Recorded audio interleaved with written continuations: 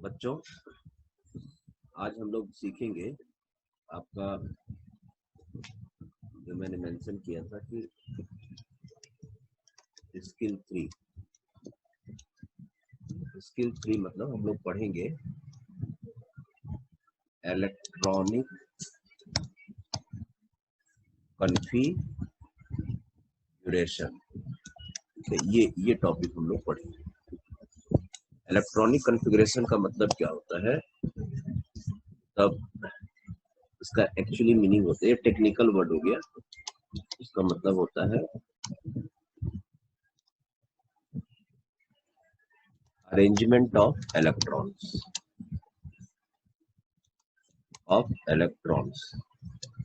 ठीक है, in any particle के बारे में जो पढ़ते हैं वही तो केमिस्ट्री होती है, पार्टिकल की प्रॉपर्टीज। तो ये भी एक इंफॉर्मेशन है रिलेटेड टू पार्टिकल। अब ये पार्टिकल कुछ भी हो सकता है, एटम हो सकता है, मॉलिक्यूल हो सकता है, कैटायन हो सकता है, एनायन हो सकता है, और फ्री रेडिकल हो सकता है, एटसेट्रा। तो हम लोग इलेक्ट्रॉनिक कॉन्फ़िगरेशन हम लोग पढ़ेंगे। मतलब कॉन्फ़िगरेशन का मतलब अरेंजमेंट किसका, इलेक्ट्रॉन का, एक मतलब का, इलेक्ट्रॉनिक कॉन्फ़िगरेशन। तो एटम के बारे में हम लोग अभी पढ़ेंगे, ठीक है। एटम के अंदर इलेक्ट्रॉन आखिर किस तरह से अरेंज रहते हैं। तो एक तो हम लोग क्लास 10 में पढ़ चुके हैं, हम लोग क्लास 10 में, ओके, 10th क्लास में क्या, तो वो सिंपल सा पढ़े हुए, उसमें ज्यादा मतलब डिटेल में नहीं गए हुए। खाली जैसे सोडियम है, अब उसमें 11 इलेक्ट्रॉन होते हैं, तो बस ऐसा दिखा देते हैं कि ये न्यूक्लियस है, ये आपका फर्स्ट ऑर्बिट है, ये आपका सेकंड ऑर्बिट है, और ये आपका थर्ड ऑर्बिट है। कुछ इस तरह से दिखा देते हैं, और दिखा देते हैं कि भाई उसमें इलेक्ट्रॉन्स होते हैं। फर्स्ट ऑर्बिट में 2 इलेक्ट्रॉन्स होते हैं, सेकंड ऑर्बिट में 8 इलेक्ट्रॉन्स होते हैं, और इस तरह से दिखा देते हैं। और थर्ड ऑर्बिट में 1 इलेक्ट्रॉन, और इससे दिखा भी देते हैं कि 2 8 1 ऐसा, के एल एम, इस तरह से दिखा देते हैं।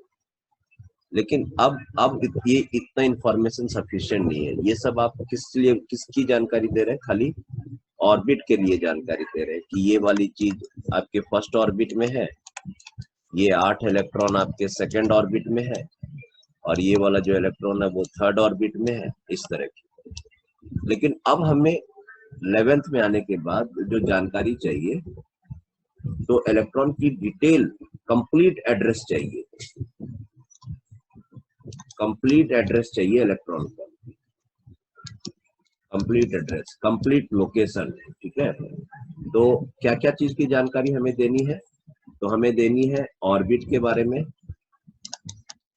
और ऑर्बिट के अंदर कहाँ, तो उसका एक और इंफॉर्मेशन होता है, उसको हम कहते हैं सब ऑर्बिट। ऑर्बिट के अंदर एक पर्टिकुलर जगह होता है जिसको हम सब ऑर्बिट कहते हैं, और सब ऑर्बिट में भी एक पर्टिकुलर जगह होता है जिसको हम लोग कहते हैं ऑर्बिटल।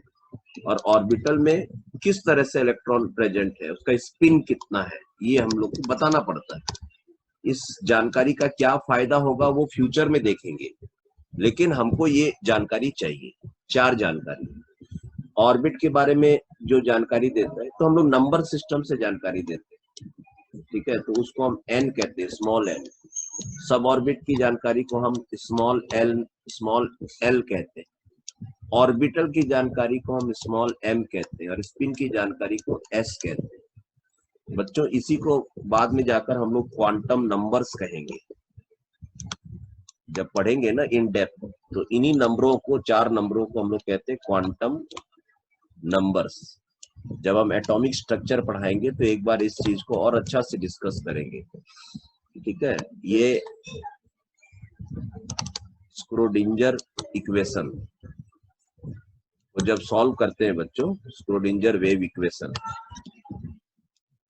ठीक है। तो अभी आपके लिए बहुत बड़ी बात हो जाएगी, आपको अभी नहीं समझ में आएगा ये, लेकिन अभी आपको ये समझना है जस्ट नॉर्मल भाषा में कि भाई कंप्लीट का इलेक्ट्रॉन का कंप्लीट एड्रेस चाहिए, तो हमको ये 4 नंबर के बारे में बताना पड़ेगा।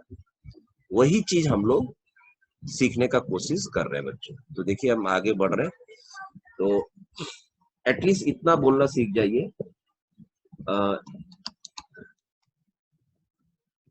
ऑर्बिट नंबर, ठीक है, ऑर्बिट नंबर जिसको हम लोग स्मॉल n कहते हैं, और इसी को थोड़ा स्टैंडर्ड लैंग्वेज में बच्चों हम लोग कहते हैं, ठीक है, principle quantum number, number no नहीं है ये नंबर।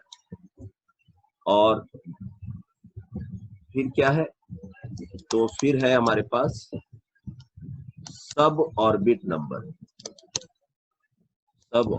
नंबर जिसको हम स्मॉल l कहते हैं, और थोड़ा स्टाइलिश वर्ड यूज करें, थोड़ा स्टैंडर्ड लाइन पढ़ाई में, तो उसको हम कहते हैं एजी म्यूथल क्वांटम नंबर। ओके, ये सब थोड़ा पढ़ते रहिए, थोड़ा आ जाएगा जानकारी आपको, टेंशन मत लीजिए। फिर तीसरा जो हम जानकारी देते हैं वो है ऑर्बिटल नंबर। ऑर्बिटल का नंबर कितना है भैया, उसको हम लोग स्मॉल m कहते हैं, और स्टैंडर्ड लाना है तो थोड़ा सा मतलब उसको आप कह सकते हो मैग्नेटिक क्वांटम नंबर, फिर हम लोग क्या कह सकते हैं, एक और जानकारी देना पड़ता है, उसको कहते हैं स्पिन नंबर जिसको हम लोग s से डिनोट करते हैं, और अगर स्टैंडर्ड लाना है तो उसको हम लोग कह सकते हैं स्पिन क्वांटम नंबर। तो ये थोड़ा सा आपको याद करना पड़ेगा। अभी ये सारे नाम नहीं याद हो कोई प्रॉब्लम नहीं है, एटलीस्ट भाई इलेक्ट्रॉन की जानकारी देनी है, ऑर्बिट की जानकारी देनी है, सब ऑर्बिट की, ऑर्बिटल की और स्पिन की। तो आओ एक एक करके डिस्कस करते हैं बच्चों, ठीक है। देखो मैं एक मैप बना रहा हूं, उसको समझने की कोशिश करो, ठीक है। तो जैसे मान लेते हैं कि यहां पर मैं एक न्यूक्लियस बना देता हूं किसी एटम का, ठीक है, और ये आपका फर्स्ट ऑर्बिट हो गया, ठीक है, फर्स्ट ऑर्बिट, ठीक है, ये आपका हो गया सेकंड ऑर्बिट। पूरा नहीं बना रहा हूं, है ना, पूरा ऐसे पूरा राउंड नहीं कर रहा हूं, फर्स्ट ऑर्बिट, सेकंड ऑर्बिट, इसी तरह से ये आपका थर्ड ऑर्बिट हो गया, उसी तरह से ये फोर्थ ऑर्बिट हो गया। ऐसे समझने की कोशिश करो, और ये चलते जाएगा आगे तक। अच्छा, अब ये ऑर्बिट में, तो क्लास 10 में आपने क्या दिखा दिया, डायरेक्ट इलेक्ट्रॉन ऑर्बिट में दिखा दिया बस, लेकिन अब ऐसा नहीं करना। मैं बता रहा हूं कि ऑर्बिट के अंदर एक पर्टिकुलर जगह होती है, ठीक है, जिसको हम लोग सब ऑर्बिट कहते हैं। ऐसे इलेक्ट्रॉन यहां नहीं मिलेगा, यहां नहीं मिलेगा, इस सब ऑर्बिट में मिलेगा। अभी जो मैं बता रहा हूं, फिर मैं अभी जो बता रहा हूं वो ग्राफिकली है बेटा, ग्राफिकली।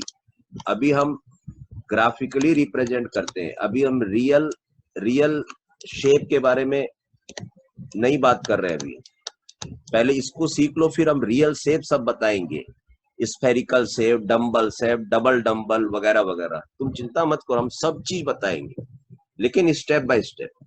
अभी खाली तुमको इतना समझना है कि फर्स्ट ऑर्बिट में एक ऐसी जगह है, ठीक है, ठीक है, एक सिंगल बॉक्स है जहां पर इलेक्ट्रॉन्स रहते हैं, और एक बॉक्स में 2 इलेक्ट्रॉन रहेंगे, ये हमेशा याद रखना, एक बॉक्स में 2 इलेक्ट्रॉन,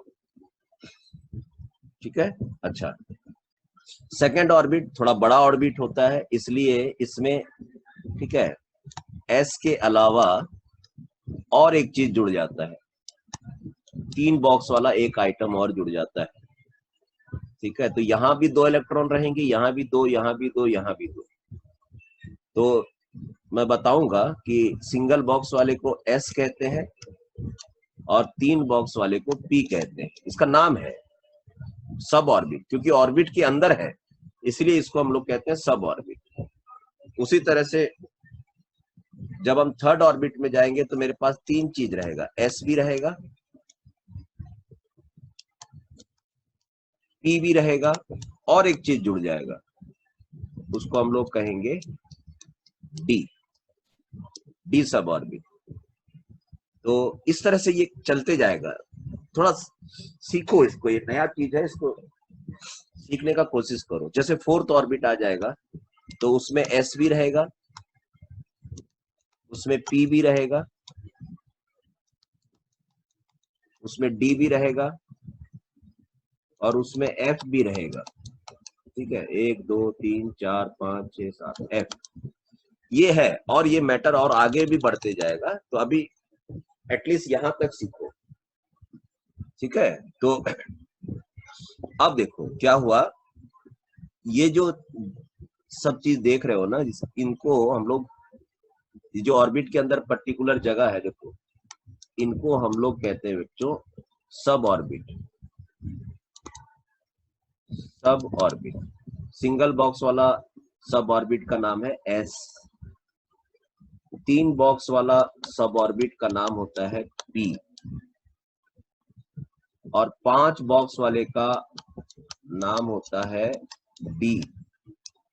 अब नाम है, नाम में हम लोग क्या कर सकते हैं बोलो, तुमको तो नाम सीखना ही पड़ेगा। 1 2 3 4 5 6 7 इसको कहते हैं एफ। अच्छा, सब ऑर्बिट नंबर को हम लोग एल से भी डिनोट करते हैं, पहले भी बता चुके हैं। तो अगर तुमको नाम कोई पूछे तो बोलना एस सब ऑर्बिट, और अगर नंबर पूछे तो बताना एल बराबर 0। कोई नाम पूछे तो बोलना पी, और नंबर पूछे तो बताना एल बराबर 1। नाम पूछे तो डी, नंबर पूछे तो बताना एल बराबर 2। नाम पूछे तो एफ, नंबर पूछे तो एल इक्वल टू 3। कोई सोचे 0 है, अरे 0 भी एक नंबर होता है, इसलिए टेंशन मत लो। तो बच्चों ये हो गई सब ऑर्बिट। अच्छा, इसके अंदर ये पूरी चीज, इस पूरी चीज को कहते हैं बच्चों सब ऑर्बिट। ये वाली पूरी चीज को सब ऑर्बिट, ये पूरी चीज को कहते हैं सब ऑर्बिट। ठीक है, पूरी चीज को सब ऑर्बिट कहेंगे। लेकिन ये जो अंदर में जो जगह है बच्चों, इस अंदर की जगह को कहते हैं ऑर्बिटल। ऑर्बिटल, जैसे मान लेते ये पूरी होटल हो गई, पूरी चीज होटल, ये होटल का नाम है, और होटल के अंदर जो कमरे हैं उनका अपना अलग अलग नंबर है। होटल के अंदर, होटल कौन सी हो गया भैया, होटल नंबर 1। ठीक है, होटल नंबर 1 तो हो गई, लेकिन उसके अंदर जो कमरे हैं उसका नंबर भी अलग अलग है, उसी को कहते हैं ऑर्बिटल नंबर। उसी को कहते हैं ऑर्बिटल नंबर। रूम को कहते हैं ऑर्बिटल, जहां एक्चुअली में इलेक्ट्रॉन रहेंगे। और ऑर्बिटल नंबर को m से डिनोट करते हैं। तो इसका जो m है, एक बार मैं फिर बना देता हूं, देखो ये रहा s ऑर्बिट, और ये जो अंदर में जो जगह है इसको कहते हैं m equal to 0। l equal to 0 है, अंदर में ऑर्बिटल है, उसका भी नंबर है m इक्वल टू 0। जब हम 3 बनाएंगे, ठीक है, तो l बराबर तो 1 हो गया, देखो ये वाला चीज। लेकिन इसका जो अब m है, अंदर लिख लो या बाहर लिख लो, कोई प्रॉब्लम नहीं है। m, बीच वाले को 0 कहते हैं, बगल वाले को -1, और फिर बगल वाले को +1, ऐसा भी लिख सकते हैं। या इसको प्लस बना दो, इसको माइनस बना दो, कोई भी। जब हम डी की बात करेंगे देखो, तो डी के अंदर में 5 ऑर्बिटल्स, बॉक्स बोल दो या ऑर्बिटल बोल दो। बीच वाले को 0, -1 -2, फिर +1 +2। ये सब कौन है बच्चों, ये m वैल्यू है, ऑर्बिटल नंबर। उसी तरह से देख लो f में, ये बीच वाला है तो ये 0 -1 -2 -3, ये सब m है। ये आपका +1 हो गया, ये +2, ये आपका +3। ठीक है, ये सब ऑर्बिटल्स है। तो अगर मैं ऐसे घेर के पूछूं कि ये क्या है, तो बताना कि ये लोग सब ऑर्बिट है, सब ऑर्बिट। लेकिन ऐसे करके पूछूं अलग अलग तो बोलना ऑर्बिटल्स है। तो ये वाली होटल है, और ये अंदर में उसके कमरे हैं, और एक एक कमरे में, एक एक कमरे में कितने इलेक्ट्रॉन रह सकते हैं, 2 इलेक्ट्रॉन। अच्छा, 2 इलेक्ट्रॉन कैसे रहेंगे, तो उनका मजबूरी है कि उनको मतलब ना स्पिन करते रहना पड़ेगा। एक इलेक्ट्रॉन को ऐसे क्लॉकवाइज स्पिन करना पड़ेगा, क्लॉकवाइज स्पिन, क्योंकि दोनों इलेक्ट्रॉन के ऊपर नेगेटिव चार्ज होता है तो रिपल करता है, तो रिपल्सन को कम करने के लिए उनका स्पिन करना बहुत जरूरी है। तो जब क्लॉकवाइज स्पिन होता है, क्लॉकवाइज स्पिन, तो उसको हम टेक्निकली क्या कहते हैं कि S is equal to plus half. क्यों कहते हैं अभी टेंशन मत लो, लेकिन जब आप S equal to plus half लिखते हैं, इसका मतलब आप ये समझा रहे हैं कि उस इलेक्ट्रॉन का जो स्पिन है वो क्लॉकवाइज। तो जैसे इसके बारे में लिख दिए, वैसे कोई इलेक्ट्रॉन्स है जो मान लेते हैं कि एंटी क्लॉकवाइज स्पिन कर रहा है, तो एंटी क्लॉकवाइज, क्लॉकवाइज। तुमको समझ में आ गया होगा कि हम क्यों स्पिन होना बहुत जरूरी, नहीं तो लोग रिपल करेंगे तो रहेंगे कैसे। तो हम लोग लिखेंगे S equal to minus half. जब आप S equal to minus half लिखते हैं, इसका मतलब होता है कि आप ये बताने की कोशिश कर रहे हो कि उस इलेक्ट्रॉन का जो स्पिन है, स्पिन वो एंटी क्लॉकवाइज है। ये सब जानकारी आपको बताना है इशारों ही इशारों में। या तो कंप्लीट सेंटेंस लिखो कि this electron is spinning anti clockwise, और otherwise S equal to minus half लिख दो, उसका मतलब ये हो जाता। तो लगभग देखो हमने सबका जो आइडेंटिफिकेशन है वो नाम भी जान गए और नंबर भी जान गए। ये ऑर्बिट हो गए, ये सब ऑर्बिट, और ये सब ऑर्बिटल, और ये सब आपका स्पिन, इन्हीं को हम लोग क्वांटम नंबर्स कहते हैं। तो अब हम लोग क्या करेंगे, बस इलेक्ट्रॉन को फिल करते जाना है। अच्छा, इसमें भी एक काम कर लो, जैसे ये भी S है, ये भी S है, ये भी S है, ये भी S है, तो अब क्या करें, तो हमको बताना पड़ेगा कि ये S कौन सी ऑर्बिट का है, तो फर्स्ट ऑर्बिट का, तो यहाँ लिख दो 1s। ये S कौन सी ऑर्बिट का है, तो सेकंड का, तो 2s। उसी तरह से थर्ड ऑर्बिट का S है, ये फोर्थ ऑर्बिट का S है। ये कौन सी ऑर्बिट का P है भैया, तो सेकंड ऑर्बिट का है। फर्स्ट में देखो P नहीं है, ठीक है, तो अगर कोई 1p लिखता है इसका मतलब मीनिंगलेस है। ये 3p है, ये 3d है, ठीक है, ये 4s है, ये 4p है, ये 4d है, ये 4f है। इस तरह से आपको समझना पड़ेगा। अच्छा, इनमें से किसका एनर्जी कम है, किसका एनर्जी ज्यादा है, वो जानने के लिए हमें देखो, अब इलेक्ट्रॉनिक कॉन्फ़िगरेशन पढ़ने के लिए, ओके, इलेक्ट्रॉनिक कॉन्फ़िगरेशन, ठीक है, is guided by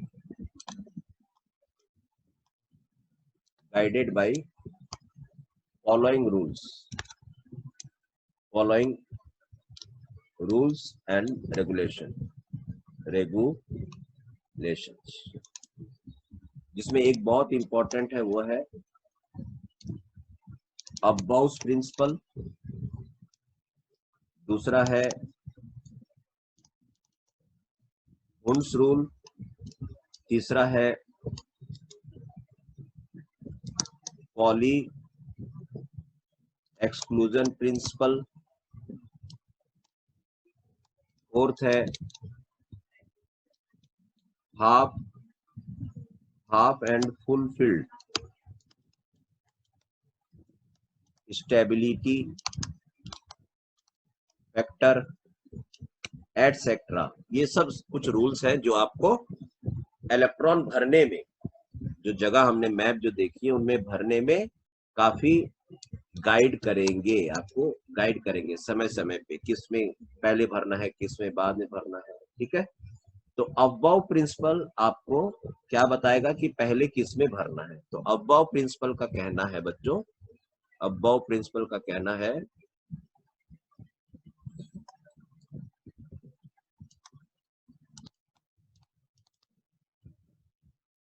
above principal, okay, इसका कहना है, ओके, फील्ड इलेक्ट्रॉन या field electron first in that suborbit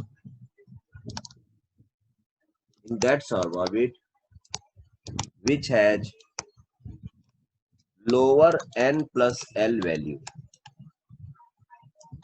बस यही है कहना उसका, ठीक ठीक है, fill electron first, give priority, fill electron first in that suborbit which has lower n plus l value. देखो फॉर एग्जाम्पल कोई पूछे यहां पर कि भैया हमको इलेक्ट्रॉन भरना है, तो मेरे पास 2 इलेक्ट्रॉन्स हैं, किसमें भरूं? यहाँ भी जगह खाली है, यहाँ भी जगह खाली है, यहाँ भी सब जगह खाली है जगह, किसमें भरूं? तो उसको अब्बव ने कहा कि भाई आप ऐसा करो, उसमें भरो जिसका n प्लस एल वैल्यू कम हो। तो हम लोग देखो ट्राई करते हैं।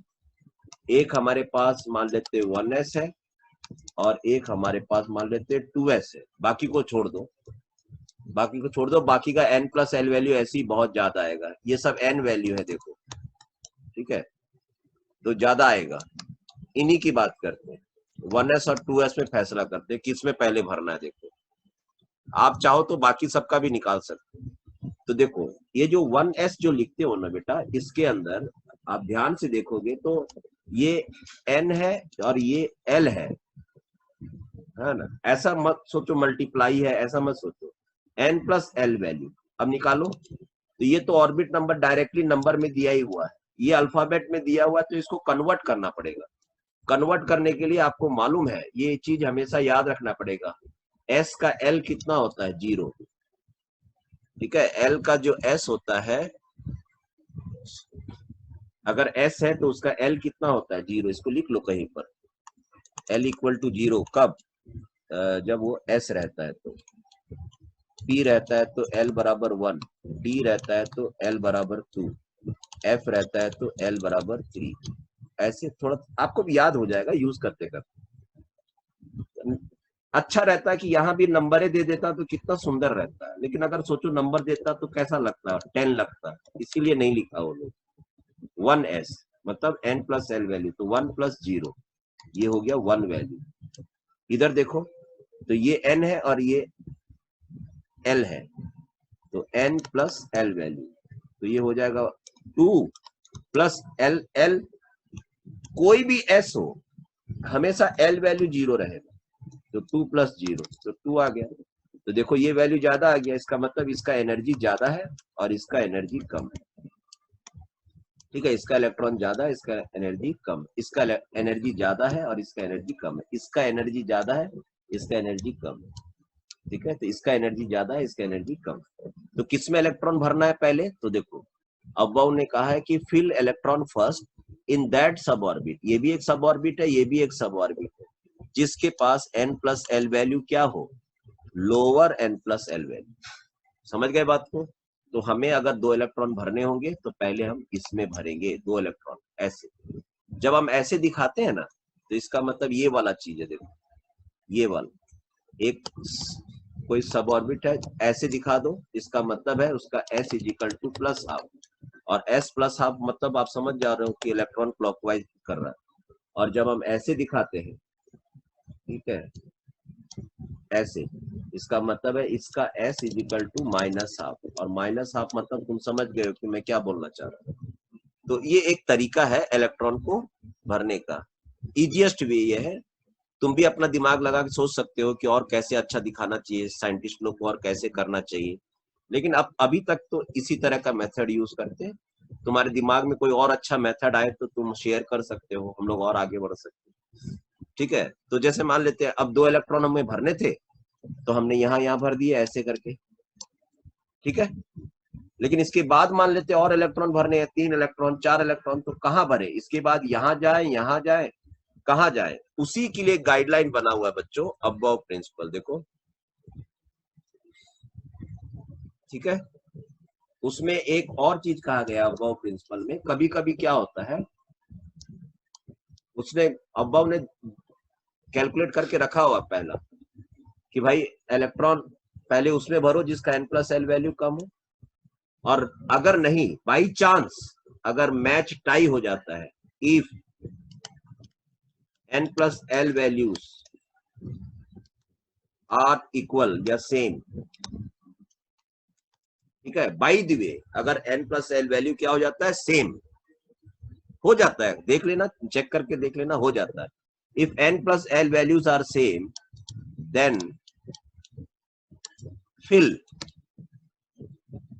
electron in that suborbit which has lower n value. Lower orbit जिसकी है उसको आप प्रायोरिटी दोगे, ठीक है। आप बोलोगे सर इसका एग्जांपल देखो, फॉर एग्जांपल, ठीक है, आप एग्जांपल देखो, जैसे कि 2p बोले और कहीं पर मान लेते हैं 3s है, ठीक है। 2p समझ रहे हो क्या है, ऐसा है p, और 3s मतलब ऐसा है।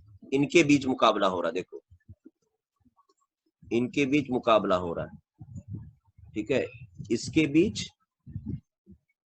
2p और इसके बीच मान लेते हैं हमने 2 इलेक्ट्रॉन भर दिए, फिर 3 भर दिए, फिर चौथा भर दिया। अब 5वां इलेक्ट्रॉन कहाँ फिल करूं भाई, इसमें करूं या इसमें करूं? तो अब आप देखो, चेक करके देखो, देखो अब्बा ने कितनी अच्छी तरीके से गाइड किया है, इसलिए आप टेंशन मत लो, अच्छा से पढ़ो।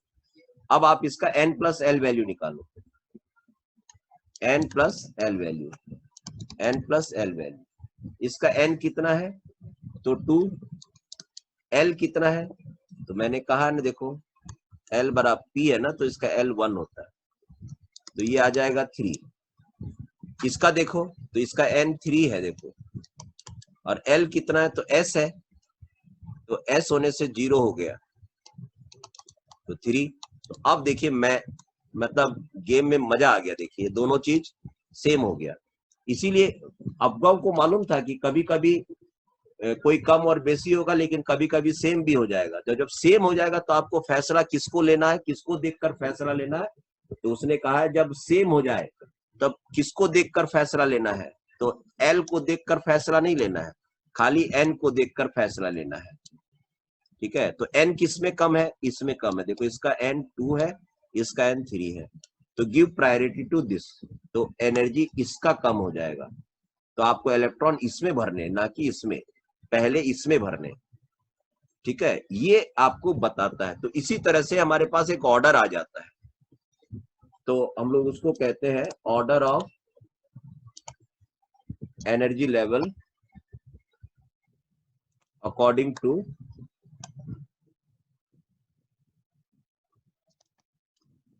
About principle, and that order is कि पहले 1s में भरो, फिर 2s में, फिर 2p में, फिर 3s में, फिर 3p में, फिर 4s में, फिर 3d में, इस तरह से, and so on, and so on, ऐसे चलते जाएगा।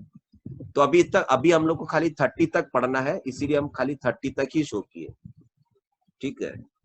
अदरवाइज तुमको मैंने कहा भी था, आप इस तरह से कर सकते हो, पूरा ऑर्डर तुम्हारे पास आ जाएगा, 1s 2s 2p 3s 3p 3d 4s 4p 4d 4f 5s 5p 5d 5f 6s 6p 6d 6f 7s 7p, ऐसे जरूरत नहीं पड़ती है, बस इतना की, फिर हम लिखते भी नहीं है।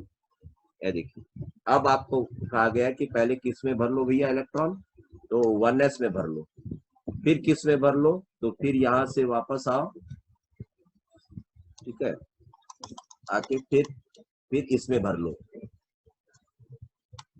ऐसे भर लो, फिर वापस आ जाओ, फिर यहां से भरना स्टार्ट करो, ऐसे, ठीक है।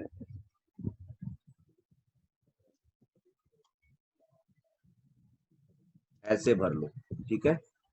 फिर आप मतलब ऐसे भर लो, मतलब बहुत अच्छा से दिखाया हुआ है, इस तरह से भरते जाओ, लाइक दिस, ठीक है। ऐसे भर लो, बस ऐसे भरते जाओ, ठीक है, ऐसे। से बढ़ते जाओ, करीब 118 तक इलेक्ट्रॉन भरा जाएंगे, हो जाएगा लगभग कंप्लीट इलेक्ट्रॉनिक कॉन्फ़िगरेशन हो जाएगा। अभी तक अभी लेकिन उसकी टेंशन मत लो, खाली हमें 30 तक अभी सीखना है। बाद में जब मैं एटॉमिक स्ट्रक्चर पढ़ाऊंगा तो इन डेप्थ जाऊंगा, आप चिंता मत करो, ठीक है। तो ठीक है, इसका मतलब क्या हुआ समझे? इसका मतलब ये हुआ कि पहले आप 1s में भरो, s मतलब सिंगल बॉक्स, ठीक है, ये सिंगल बॉक्स होता है। 2s का मतलब भी सिंगल बॉक्स, s है ना, तो s मतलब सिंगल बॉक्स, सिंगल ऑर्बिटल। तो सेकेंड ऑर्बिट का s है, तो s मतलब p मतलब ट्रिपल बॉक्स, फिर s मतलब सिंगल बॉक्स, p मतलब triple box, single box, d मतलब 5 बॉक्स, ऐसे। थोड़ा आपको इस चीज का ध्यान में रखना, ठीक है। भरेंगे, अच्छा भरते समय जब हम किसी सब ऑर्बिट में इलेक्ट्रॉन भर रहे हैं तब हमें हुन्स रूल फॉलो कराता है। हुन्स रूल, हुन्स रूल क्या बोलता है, ठीक है, कि फिल इलेक्ट्रॉन्स इन ए सब orbit in such a way so that maximum number of unpaired electrons, okay, are obtained with similar spin,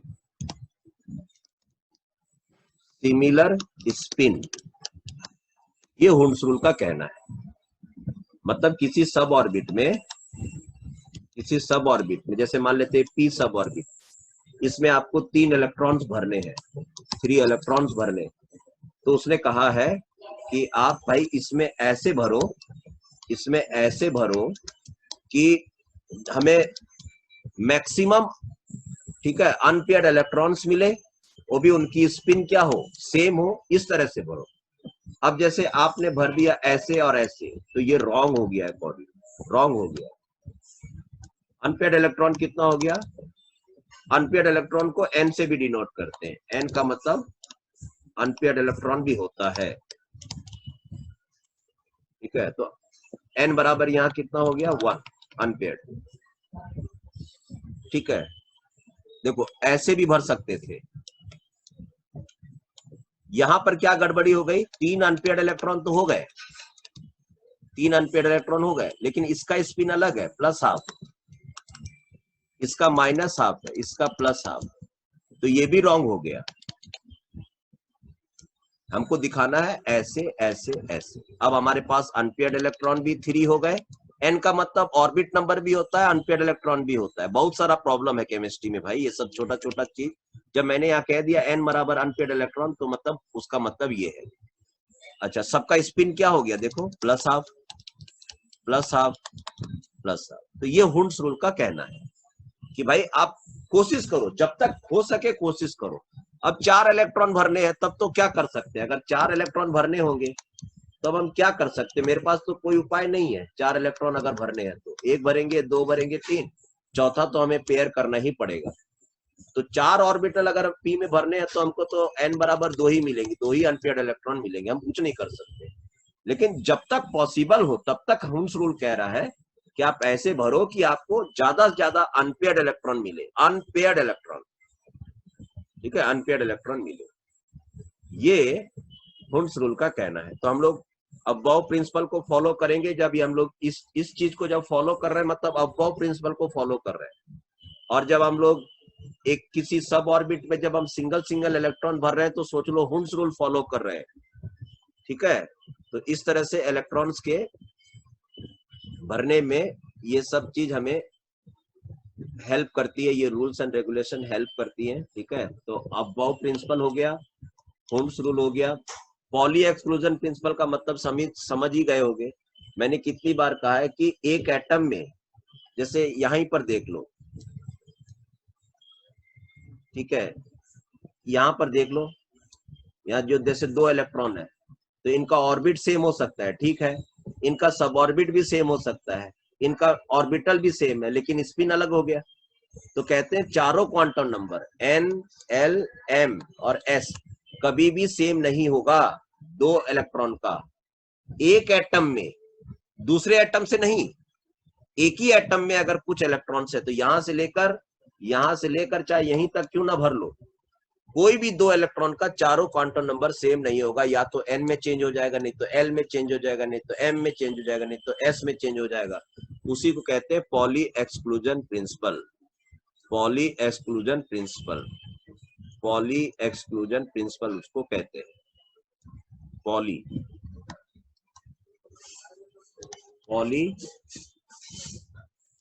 exclusion principle. हम अपना लैंग्वेज में लिखते हैं, बुकिश लैंग्वेज नहीं लिखते हैं। बुकिश लैंग्वेज जरूरत भी नहीं पड़ती केमिस्ट्री में।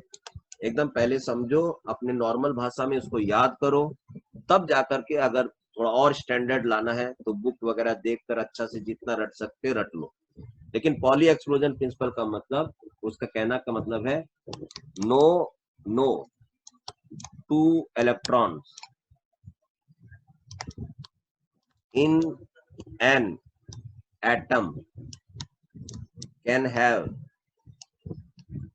all quantum numbers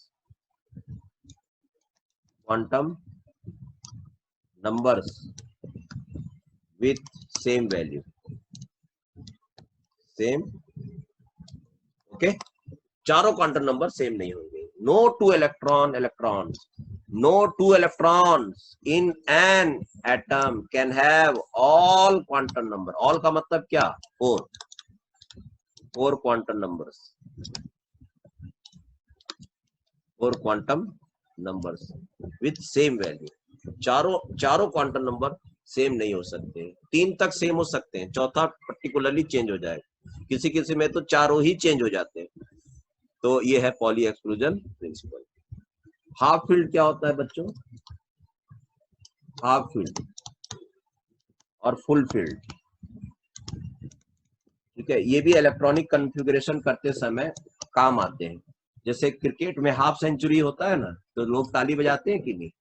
तो वो हाफ सेंचुरी होता है, पूरा सेंचुरी मार देता तब भी ताली मारते। तो अब जैसे पी है, ठीक है, तो ये पी है मान लेते हैं, या डी है मान लो, एलो डी बना लेते हैं, ठीक है। तो 1 2 3 4 5, 1 2 3 4 5 कहते हैं, 1 2 3 4, ठीक है ना। अब 4 हो गए, ऐसा नहीं लग रहा है कि एक इलेक्ट्रॉन खाली इसको कहीं से मिल जाए तो ये अपना हाफ सेंचुरी पूरा कर ले, जिसको कहते हैं हाफ फील्ड स्टेबिलिटी।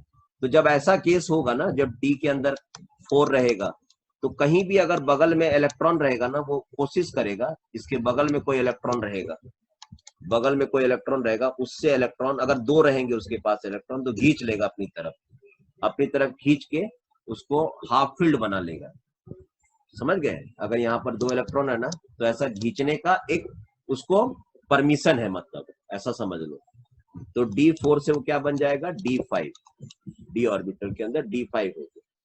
इलेक्ट्रॉन बाहर से कहीं से और से नहीं लाना है, इसी बगल वाले से मांग लेना है कि भाई तू मेरे को दे दे, मेरा काम आ जाएगा, D4 से D5 हो जाएगा, तो एटलीस्ट मेरा हाफ फील्ड हो जाएगा, एक तो काम हो जाएगा, ठीक है। जैसे मान लेते हैं कि यहाँ पर ऐसे है और यहाँ 2 इलेक्ट्रॉन है, तो इसमें 9 इलेक्ट्रॉन हो गए, तो ये बगल वाले से छीन सकता है, इसके पास आ जाती है, इतना फोर्स आ जाता है कि वो D10 हो जाता है, तो फुल फील्ड। तो ये जब इलेक्ट्रॉन यहाँ चला गया तो यहाँ एक इलेक्ट्रॉन बचेगा। ये सब इस तरह के भी एक्सेप्शनल केसेस आपको आएंगे, तो ठीक है। अभी हम लोग इलेक्ट्रॉन भरेंगे तो ये सब चीज हमको यूज में आएगी। तो चलो हम लोग एक एक करके देखते हैं, ठीक है। भरे इलेक्ट्रॉन, ठीक है। तो देखो, ठीक है, हम लोग इलेक्ट्रॉन भरते हैं,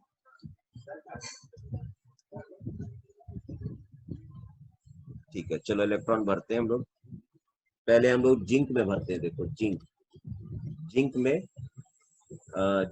30 इलेक्ट्रॉन्स होते हैं, ठीक है। तो अब इलेक्ट्रॉन कैसे भरा जाए?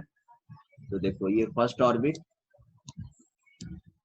ये आपका सेकेंड ऑर्बिट, ये आपका थर्ड ऑर्बिट, ये आपका फोर्थ। फर्स्ट ऑर्बिट समझ रहे हो मैंने क्या कहा? फर्स्ट ऑर्बिट का मतलब ये वाला, ये वाला, ये हुआ फर्स्ट ऑर्बिट। फर्स्ट ऑर्बिट में कौन है? खाली एस।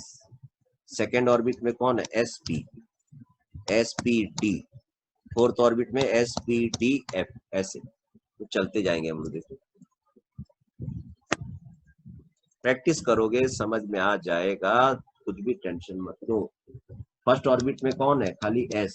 इसमें कौन है? एस और पी। थर्ड ऑर्बिट में कौन है? एस भी है, पी भी है और डी भी है। डी के लिए जगह कम मिल रहा है, 1 2 3 5 ऐसे। ये एस है, फिर आगे भी है इसमें। चलो भर दे। तो देखो हम भर देते हैं। कितने इलेक्ट्रॉन भरने हैं? 30। स्टार्ट यहां से करेंगे क्योंकि ये 1s है, ये 2s है, ये 2p है, 3s है, 3p है, 3d है, ये 4s है। भरना स्टार्ट करें। तो इस नियम को फॉलो करेंगे। देखो अबव प्रिंसिपल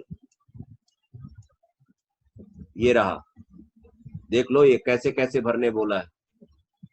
ओके, 3p के बाद 4s में भरने बोला है, 3d को बाद में भरने बोला है 4s के बाद। तो ये सब चीज आप भी प्रैक्टिस करोगे, आपको भी समझ में आने लगेगा।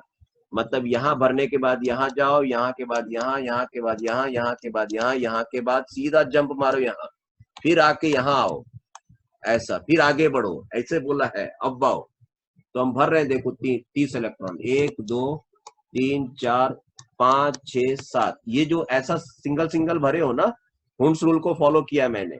तो 1 2 3 4 5 6 7 8 9 10 11 12 13 14 15 16 17 18 19 20 21 22 23 24 25 26 27 28 29 30। ये हो गया भैया इलेक्ट्रॉनिक कॉन्फ़िगरेशन। शॉर्ट में लिखोगे ऐसा लिख सकते हो 1s2 2s2 2p6 3s2 3p6। 3d में नहीं भरे थे पहले, 4s में 2, फिर इसमें आ गए 10 इलेक्ट्रॉन। देखो पूरे इलेक्ट्रॉन भर गए। देखो कितने हो गए, जोड़ो 2 और 2 4, 10 2 12 6 18, 10 28 और 2 30। समझ में आया? इस तरह से आपको भरना है। ठीक है, आज के लिए इतना ही। कल हम कुछ एक्सेप्शनल केस डिस्कस करेंगे। ठीक है, क्योंकि कितना मिनट का लेक्चर हो गया, फिर ज्यादा मिनट का लेक्चर होने से डाउनलोड करने में दिक्कत होता है। इसी तरह से कोशिश करो। एक्सेप्शनल केसेस आएंगे तुम्हारे पास क्रोमियम में, कॉपर में, है ना। तो ये सब थोड़ा सा देख लेना, हाफ फील्ड फुल फील्ड के चलते आएगा। ठीक है, बगल वाले ऐसे इलेक्ट्रॉन खींच लेंगे हम लोग। जैसे मान लेते हैं क्रोमियम। अब क्रोमियम में कितने इलेक्ट्रॉन होते हैं? तो scandium, titanium, vanadium, chromium 24 electrons होते हैं। भरूं 1s2 2s2 2p6 3s2 3p6 3d मालूम नहीं 4s2, यहाँ पर 4 इलेक्ट्रॉन भर दिया। अब ये हम लोग एक्सपेक्ट कर रहे थे,